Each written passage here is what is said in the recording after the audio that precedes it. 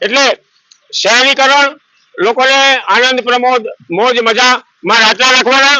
હું તો એનાથી વિશેષ કહું છું કે 80 કરોડ લોકોને અનાજ આપે છે, 11 કરોડ લોકોને જયારે તમે 600,000 રૂપિયાની સહાય કરો છો, તો બાકીની વસ્તી જે છે એ લોકો માટે જો એન્જોયમેન્ટ માટે જો બનાવેલું હોય તો એ પ્રજાના ભોગે ન બનાવવો અને અધિકારીઓની જવાબદારી નક્કી કરો. હું જુનાગઢ વાલી સમિતિનો પ્રેસિડેન્ટ પણ છું, તો હું સ્કૂલોની મુલાકાતે જાઉં ત્યારે જોઉં છું કે કોઈ સ્કૂલોમાં એક જ દાદરો હોય, ઉપર 5-7 ક્લાસ હોય, જાળી બંધ હોય. ટ્યુશન ક્લાસમાં પણ આ જ પરિસ્થિતિ છે. તો હું જુનાગઢના તંત્રને પણ વિનંતી કરું કે આવા ગમખ્વાર અકસ્માતો ભવિષ્યમાં ન થાય અને આવો બનાવ બીજી વાર ન બને એ માટે કાર્યરત રહે.